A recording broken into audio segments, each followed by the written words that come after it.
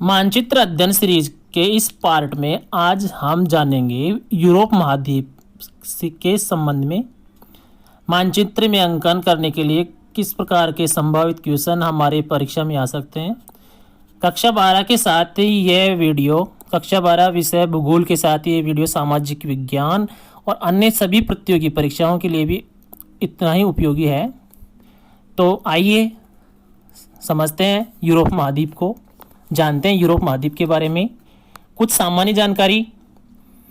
Europe महाद्वीप की सबसे लंबी नदी वोल्गा नदी 3030 किलोमीटर के करीब। इस महाद्वीप का सबसे बड़ा द्वीप है ग्रेट ब्रिटेन। इस महाद्वीप में निम्नतम बिंदु कैस्पियन सागर है जिसकी गहराई समुद्र तल से 28 मीटर नीचे तक है। यूरोप की सबसे बड़ी झील लाडोगा झील है। कुछ इसके मुख्य देश नॉर्वे, जिसको मध्य रात्रि के सूर्य का देश भी कहते हैं। स्वीडन का उत्तरी भाग जिसे लापलैंड भी कहते हैं। फिनलैंड लापलैंड का ही एक भाग है, स्कैंडिनेवियाई देशों में है। यूरोप महाद्वीप में एक देश ऐसा भी है जो क्षेत्रफल की दृष्टि से सबसे बड़ा है विश्व का, और उसका 25% भाग यूरोप में है, जिसे हम रूस के नाम से जानते हैं। यूरोप के यूराल पर्वत के दक्षिण में इस रूस की 80% जनसंख्या निवास करती है। रूस का विस्तार यूरोप और एशिया दोनों महाद्वीपों में है। यूरोप और एशिया को यूरेशिया कहते हैं संयुक्त रूप से। रूस की सबसे ऊंची पर्वत चोटी एल्ब्रूस है। रूस का एशियाई भाग आमतौर पर साइबेरिया के नाम से जाना जाता है। रूस में संसार की कुछ सबसे लंबी नदियां येनसी, अंगारा, ओब, इर्तिस आदि भी हैं। विश्व की सबसे गहरी झील बेकाल झील और अन्य देशों के मध्य में सबसे बड़ा सागर कैस्पियन सागर है, जिसका हिस्सा रूस में भी आता है। रूस के उत्तर में आर्कटिक महासागर और श्वेत सागर है, और दक्षिण में काला सागर। कुछ मुख्य देशों के बारे में हम जान रहे हैं। उन्हीं देशों में एक प्रमुख देश यूरोप का ब्रिटिश द्वीप समूह, जिसको यूके शॉर्ट में यूके कहते हैं, और इसको विस्तार में प्रचलित नाम है यूनाइटेड किंगडम। ब्रिटिश द्वीप समूह या यूके या यूरोपीय महाद्वीप के पश्चिम भाग में स्थित है। इस द्वीप समूह में ग्रेट ब्रिटेन, उत्तर आयरलैंड और लगभग 5000 दूसरे द्वीप शामिल हैं। ग्रेट ब्रिटेन में इंग्लैंड, वेल्स और स्कॉटलैंड प्रदेश शामिल हैं। आयरलैंड का उत्तरी भाग और ग्रेट ब्रिटेन दोनों को मिलाकर संयुक्त राज्य या यूनाइटेड किंगडम कहा जाता है, जिसकी राजधानी लंदन, जो टेम्स नदी के किनारे पर है, एक विश्व प्रसिद्ध नगर है और बहुत बड़ा बंदरगाह और अंतर्राष्ट्रीय हवाई अड्डा भी है यहाँ। आयरलैंड का शेष भाग एयर कहलाता है। डेनमार्क देश में फैरो द्वीप समूह, आइसलैंड और स्कॉटलैंड के मध्य स्थित फैरो द्वीप समूह है वो, और संसार का सबसे बड़ा द्वीप ग्रीनलैंड, जो प्राय बर्फ से ढका रहता है, ये डेनमार्क देश में शामिल है। उत्तरी अमेरिका महाद्वीप के उत्तर में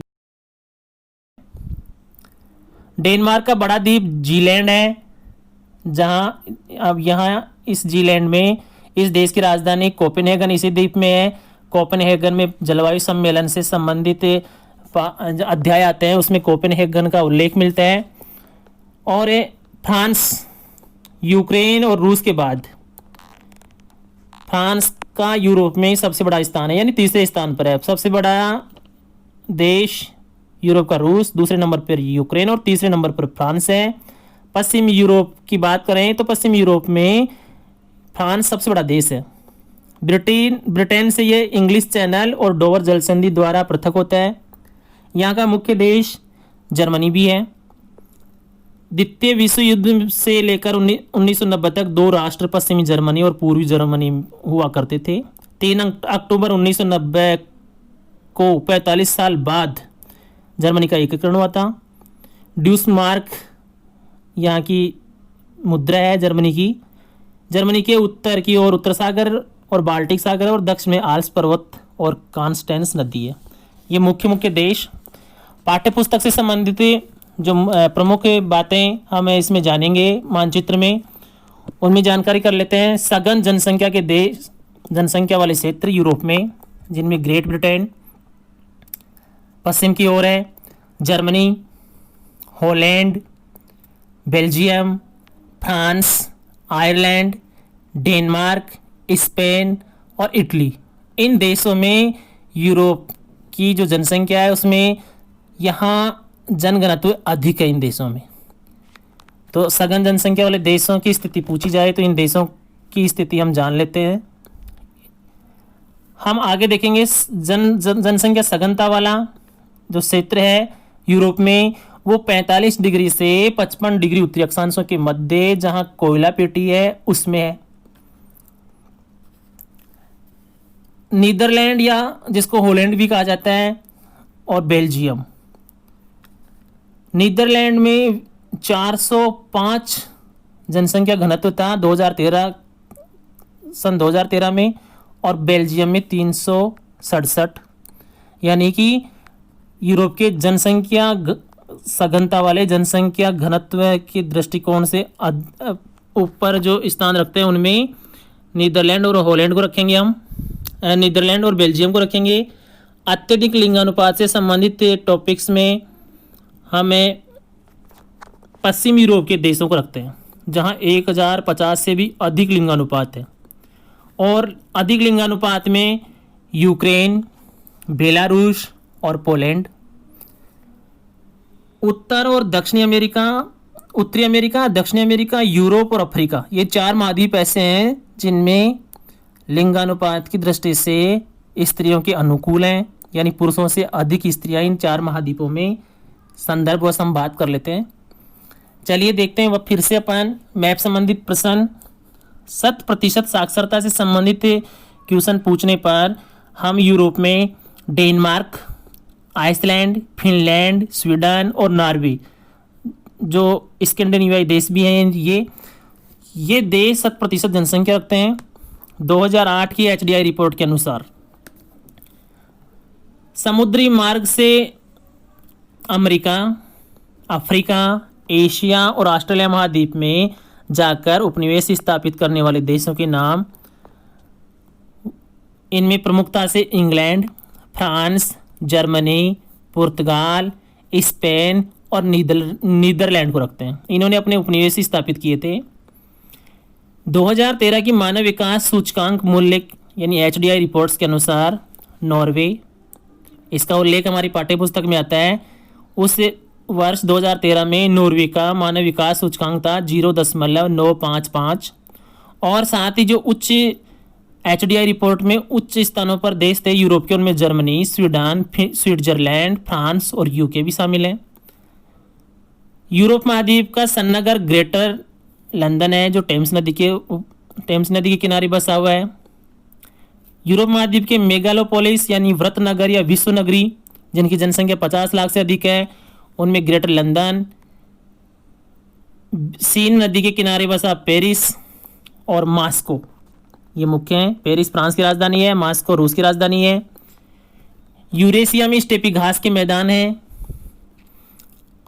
आगे हम चर्चा कर लेते हैं लौह इस्पात उद्योग, यूरोप के लौह इस्पात उद्योग, जिनमें रूस, जर्मनी, टर्की और इटली का स्थान मुख्य है। टर्की को हिंदी में तुर्की भी लिखा हुआ हम पढ़ते हैं कई जगह।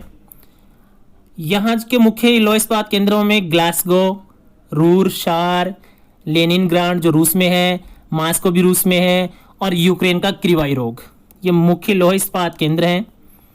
लौह इस्पात केंद्रों का थोड़ा सा विस्तार से अपन जानकारी प्राप्त करना चाहें तो हम पढ़ेंगे सबसे पहले यूरेशिया का जो रूस है उसका विश्व में चौथा स्थान है, चौथा बड़ा देश है लौह इस्पात उत्पादन में।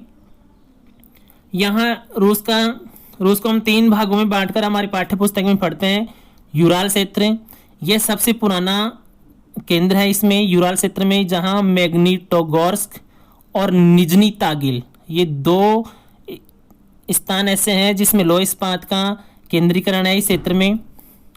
दूसरा इसका जो उपविभाजन, दूसरा भाग इसका विभाजन करें तो कुजनेत्स्क आता है, कुजनेत्स्क बेसिन। ये पश्चिमी साइबेरिया में है, जहाँ के मुख्य केंद्र है कुजनेत्स्क और नोवा कुजनेत्स्क। और तीसरा इस क्षेत्र में रूस में मध्यवर्ती क्षेत्र, ये रूस की राजधानी मास्को के समीपवर्ती क्षेत्रों का भाग इसमें शामिल किया जाता है। यहाँ के मुख्य उत्पादक केंद्र हैं टूला, लिपेत्स्क, मास्को, लेनिनग्राड और गोर्की।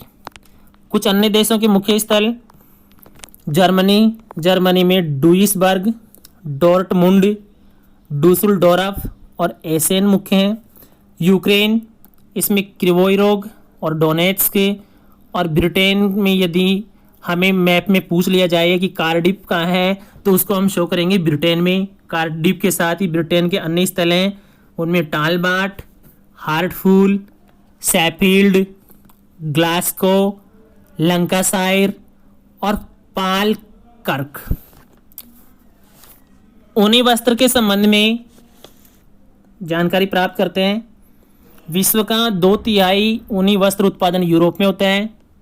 प्रमुख देश रोमानिया, पोलैंड और ग्रेट ब्रिटेन। इनकी स्थिति आप दर्शाए अनुसार मैप में, जो स्क्रीन पे चल रहा है उसी अनुसार आप मैप में दर्शाएं। रेशमी वस्त्र के लिए फ्रांस प्रसिद्ध देश है। फ्रांस की रोन घाटी में स्थित लियोन्स नगर रेशमी वस्त्र के लिए जाना जाता है। सर्वाधिक रेल घनत्व के लिए बेल्जियम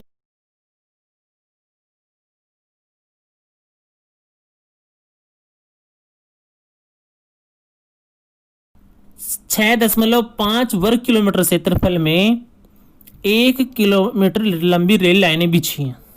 रेल केंद्र, जो यूरोप के प्रमुख रेल केंद्र हैं, उनमें ग्रेट ब्रिटेन की राजधानी लंदन, फ्रांस की राजधानी पेरिस, बेल्जियम में ब्रुसेल्स, मिलान, जर्मनी में बर्लिन और वारसा ये मुख्य हैं।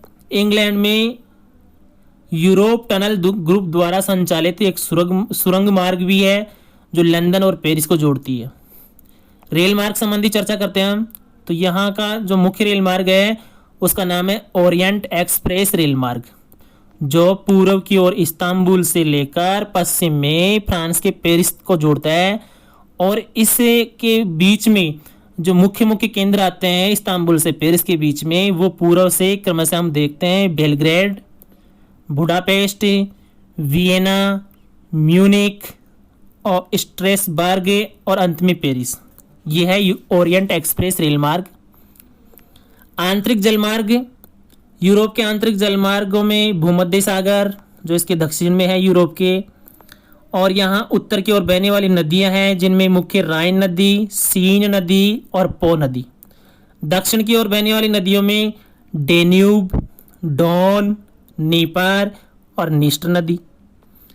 और ओल्गा नदी कैस्पियन सागर में गिरती है।